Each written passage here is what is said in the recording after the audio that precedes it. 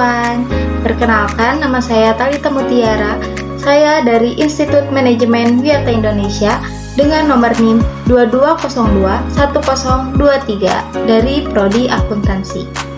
Di sini, saya akan menjelaskan mengenai struktur OJK, penjelasan mengenai tugas dan tanggung jawabnya, kebijakan mengenai mikroprudensial dan makroprudensial.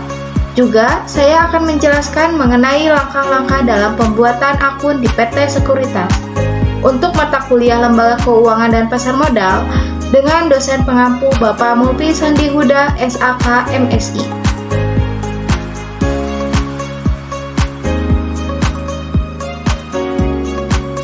Otoritas Jasa Keuangan atau OJK adalah sebuah institusi yang bertugas atas pendokumentasian, klasifikasi, penyediaan, dan pelayanan informasi di Indonesia.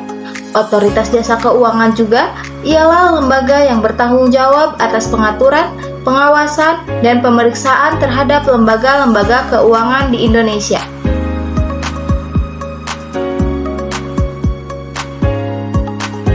Struktur OJK terdiri dari Dewan Komisioner, Majelis Komisioner, dan jajaran direksi. Dewan Komisioner merupakan lembaga tertinggi dalam OJK yang bertugas mengambil keputusan strategis dan kebijakan pengawasan. Sementara itu, Majelis Komisioner bertanggung jawab atas pelaksanaan kebijakan dan pengawasan. Di bawah mereka, jajaran direksi memimpin unit-unit kerja sesuai dengan tugas dan fungsi masing-masing.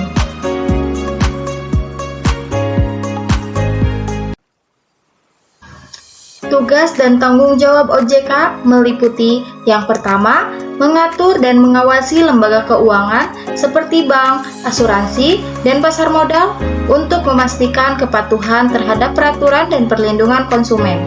Yang kedua, melakukan pemeriksaan terhadap lembaga keuangan guna memastikan kesehatan industri keuangan. Yang ketiga, mengembangkan kebijakan dan peraturan guna meningkatkan stabilitas sistem keuangan. Lalu yang terakhir, memberikan edukasi dan perlindungan kepada konsumen jasa keuangan. Nah, tugas dan tanggung jawab OJK mencakupi berbagai aspek keuangan seperti pemeliharaan dan pelaporan data asuransi, pembelian kembali, dan pendokumentasian. Selain itu, OJK juga berperan dalam penyediaan dan pelayanan informasi yang diperlukan untuk berbagai kegiatan sehari-hari.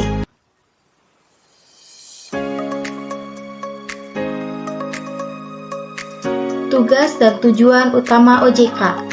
Tugas utama OJK yaitu melakukan pengaturan dan pengawasan terhadap kegiatan jasa keuangan di sektor perbankan, pasar modal, asuransi, dana pensiun, lembaga pembiayaan, dan lembaga keuangan lainnya. Lalu, tujuan utama OJK yaitu sebagai bidang pengawasan sektor pasar modal OJK bertugas untuk memelihara sistem pengaturan dan pengawasan sektor pasar modal yang terintegrasi terhadap keseluruhan kegiatan jasa keuangan. Tugas utama OJK. Berdasarkan Undang-Undang Pasal 6, tugas utama OJK adalah melakukan pengaturan dan pengawasan. Yang pertama, kegiatan jasa keuangan direktor perbankan. Yang kedua, kegiatan jasa keuangan di sektor pasar modal. Lalu yang terakhir, kegiatan jasa keuangan di sektor perasuransian, dana pensiun, lembaga pembiayaan, dan lain-lain.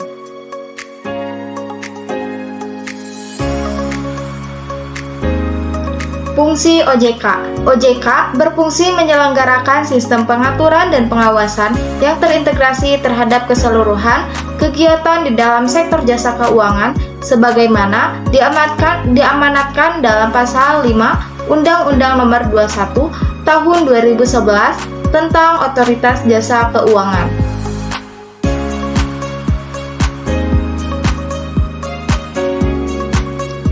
Wewenang OJK. Yang pertama, Pasal 7, khusus terkait pengaturan dan pengawasan sektor perbankan.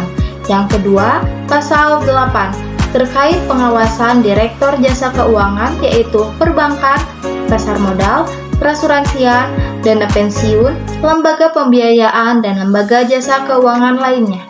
Lalu yang terakhir, Pasal 9, Terkait pengawasan di sektor jasa keuangan, yaitu perbankan, pasar modal, asuransian, dana pensiun, lembaga pembiayaan, dan lembaga jasa keuangan lainnya. Nah, dapat disimpulkan bahwa OJK merupakan suatu lembaga negara yang berdiri sendiri dan independen, bukan merupakan suatu bagian dari lembaga negara lainnya maupun otoritas jasa keuangan lainnya.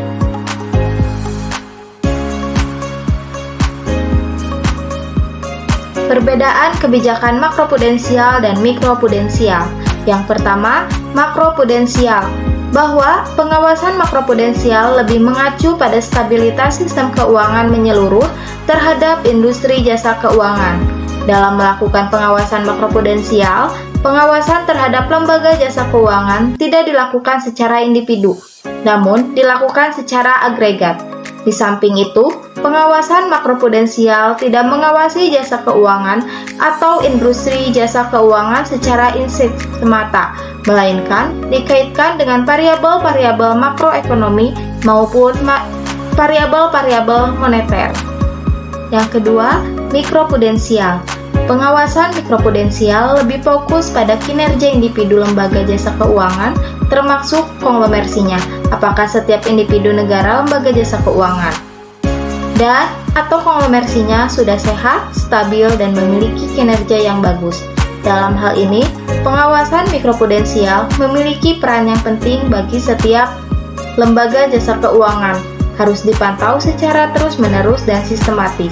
Kewajiban bagi setiap lembaga jasa keuangan adalah untuk menjaga tingkat kesehatan keuangan masing-masing agar secara keseluruhan atau agregat dapat mendukung terciptanya stabilitas sistem keuangan.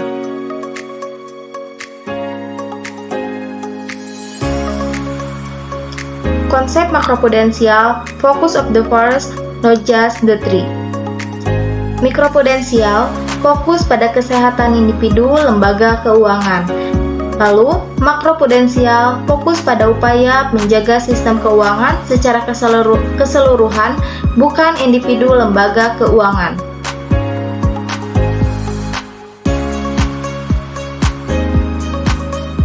Pengen mulai investasi di aplikasi Ajaib Kripto, tapi nggak tahu gimana daftarnya. Kita kasih tahu caranya ya. Unduh aplikasi Ajaib Kripto di Play Store atau App Store.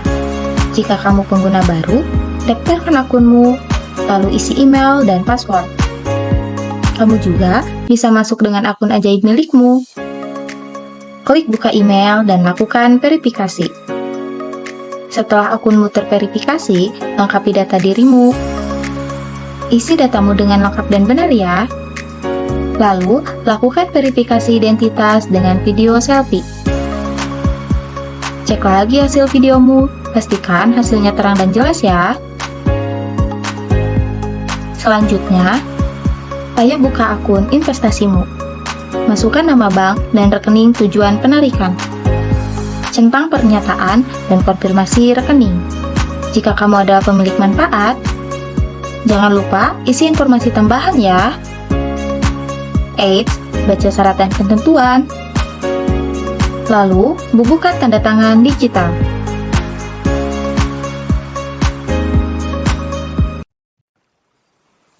Daftarkan PIN untuk transaksi di aplikasi Ajaib Kripto. Dan proses pendaftaran selesai. Akunmu akan diverifikasi maksimal dalam 4 hari kerja. Jadi, tunggu apa lagi? Ajaib Kripto, ajaibkan investasimu.